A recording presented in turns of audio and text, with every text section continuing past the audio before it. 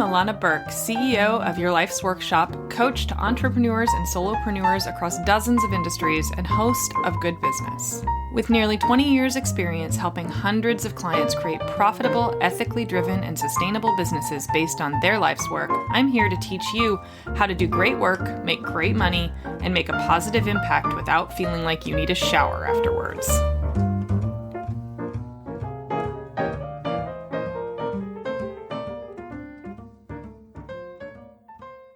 Welcome to another episode of the Good Business Podcast. I'm your host, Illana Burk.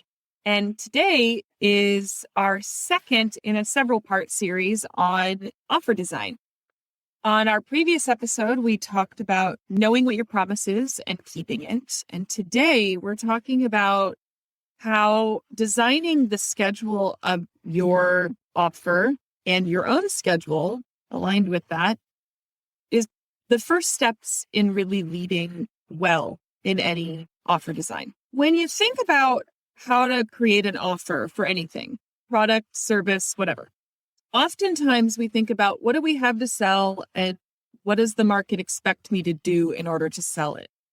To pull our same examples all the way through this whole series, on our first episode, we talked about a jewelry designer, and then we also talked about maybe coaching, maybe web design. So those are going to be the three examples I'll pull through because I think they hit a lot of market areas of similarity. Let's say you're a jewelry designer and you think about how you offer what you offer based on what everybody else is doing.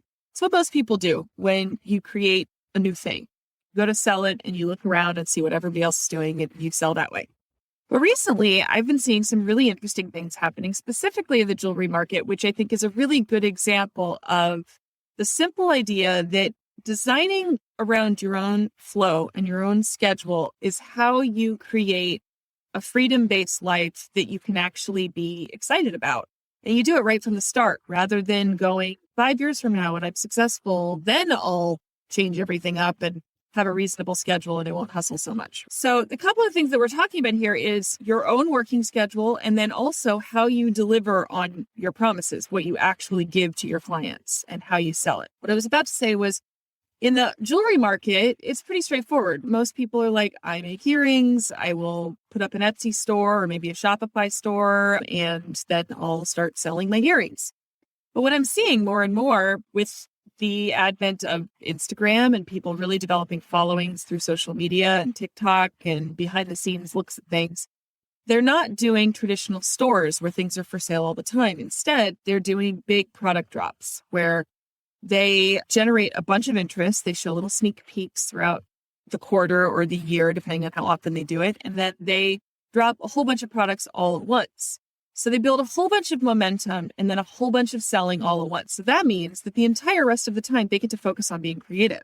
They get to use their time the way they want because they're not constantly switching between being a creative and being a shipper or a packer or a business owner or a marketer. They get to just focus on doing really amazing work, which in most of these instances is going to really feed into keeping that original promise.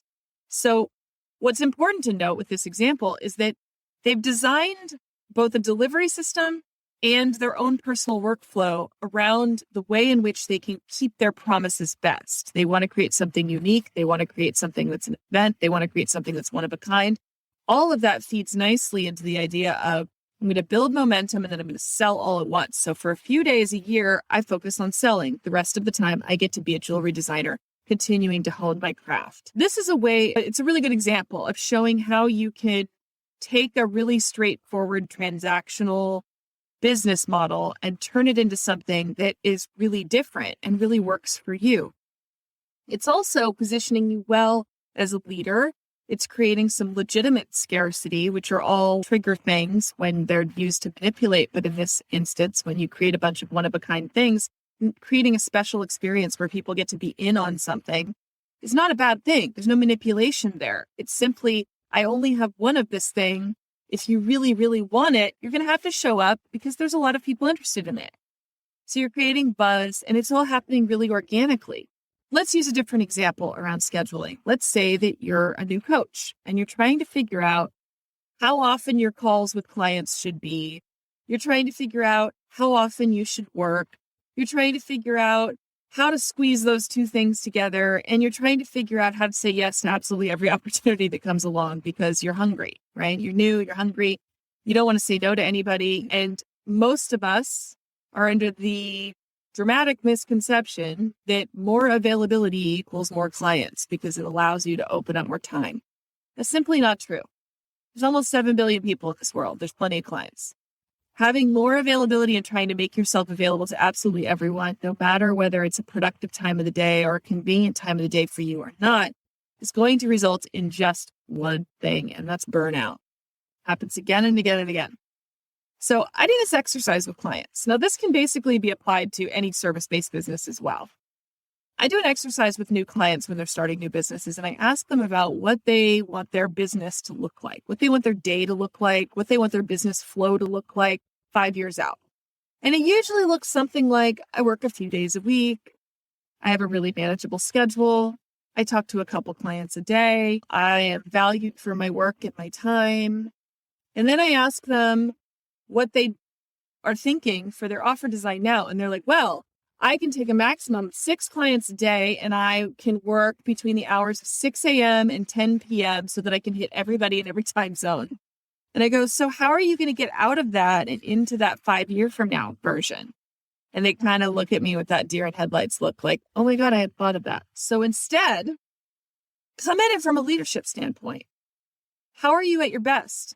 Because I promise you, you cannot keep your promises if you are not a morning person and you take a 6 a.m. call with someone on the other side of the world who's at 4 p.m. and bright-eyed, bushy-tailed and ready to go, and you are barely conscious and trying your best to be your best at a moment in time that you cannot be your best. A lot of things are happening there. First, you are not listening to your body. You're not listening to your own circadian rhythms. You are not listening to that little voice in your head going, I am not a morning person. I cannot function at that time of day. You are also allowing the client to lead.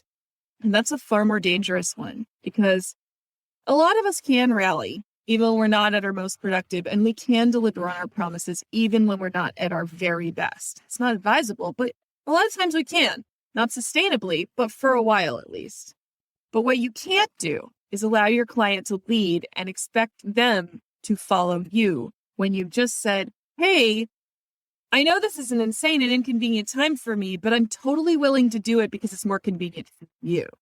That's what you can't do, because what you've told them subtly in that message is, I am willing to bend over backwards and do absolutely anything to keep you happy. That is doing nothing good for anyone because they hired you for your big shoulders. They hired you no matter what it is that you're selling. They hired you to be the expert. That means they hired you to lead them. If the very first thing you do is the other way around, you will never be able to get the reins back. They will never fully respect and listen to you because you didn't draw good boundaries around what you actually need to function at your best. Trust me, they would rather have your best at a time that's inconvenient for them than to have your mediocre at a time that is convenient for them. You're better off saying no to a client than you are at saying yes at a time where you can't deliver on your promises. So always think about that. Likewise, if you only want to work 4 days a week 5 years from now, that means you actually only want to work 4 days a week now. So block off a day of the week. Build your pricing models around your scheduling needs so that you can always be sure you're delivering on your promises. Scheduling and promise keeping are two halves of the same coin. It's not a small thing. And I promise you, thanks to this incredible global economy we have, if your most productive time is at 2:00 in the morning and that's when you want to offer coaching slots, you're going to find people in a time zone that works beautifully for. You have a lot more options than you ever did before. You don't have to hit your time zone. You don't even have to hit other people's time zones. You have to hit a time zone that aligns well with who you want to serve. And I promise you there's a sweet spot out there. Don't let time zones and the convenience of other people guide your business choices. It's the last thing that you should use to consider. The first thing is, what do I need to deliver on my promises? How do I deliver them best? How much time do I need to deliver them? How much time do I want to spend on the phone with them? How many times do I want to talk to them? What do I need to keep my promises? It's the most important question you should be asking at every stage of offer design. What do I need to do to keep my promises the best way possible so that I have a marginally inconvenienced client who's over the moon with what I delivered. They're going to be way happier with you overall, I promise. And those little timing inconveniences will be a blip on the radar. If you are leaving them with the impact that they signed up for and paid for, they're going to be delighted with whatever you deliver at whatever time of day it is. All right, everybody. We'll see you very soon. Our next podcast episode is going to be on delivery on your terms. So we're going to talk about tools, technology, and how to lead and nudge your clients into things that they might not be necessarily prepared for, so that you're not making assumptions about what they can and can't do. This will be a really excellent episode for those of you who have technophobic clients or clients who struggle with getting them into the things that you think will make you most effective. So I look forward to seeing you all then. Bye. Thanks so much for hanging out with me today. For more information, visit yourlifesworkshop.com.